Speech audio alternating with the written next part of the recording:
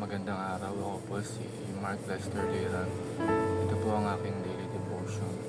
Uh, Trusting in God's provision mula sa series ng 7 Pillars of Complete Trust in God na tinalakay po ni Pastor Russell Ocampo sa 365 Daily Devotion. Bible verse po ngayong araw ay galing sa Matthew chapter 6 verse 26 to 27. Sabi po dito, "Look at the birds of the air. They do not sow or reap or store away in barns, and yet your heavenly Father feeds them. Are you not much more valuable than they?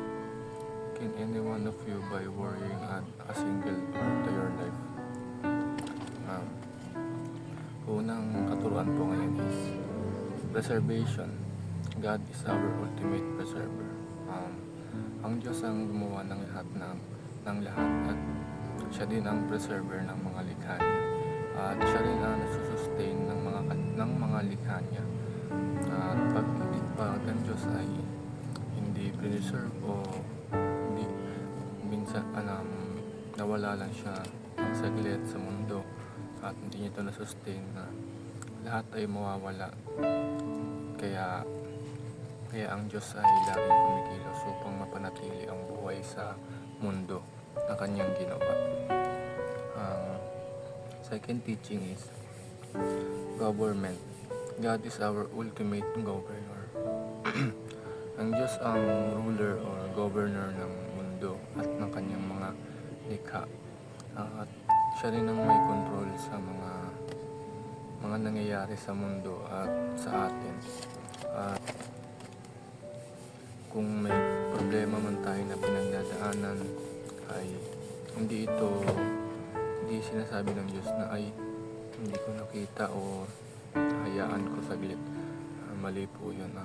Pinapahintulutan po ng Diyos ito na mangyari sa atin, at kailangan lang natin na magtiwala sa Kanya dahil kasama ito sa mga plano niya para sa atin.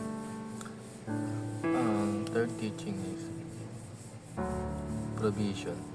God is our ultimate provider. Ang Diyos ang ating provider, hindi lang sa ating mga tao, kundi sa kanyang mga likha.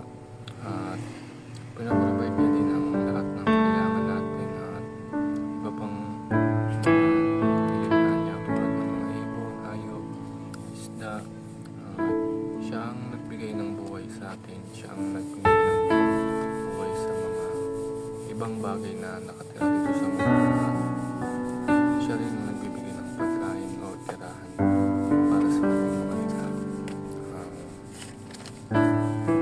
Realizations ko po is magtiwala lang tayo sa mga pinaprovide ng Diyos sa atin. Hindi lang sa mga material na bagay, sa mga blessings, kundi pati sa mga nangyayari sa atin, dahil pinapahintulutan ito ng Diyos upang tayo ay maging malakas at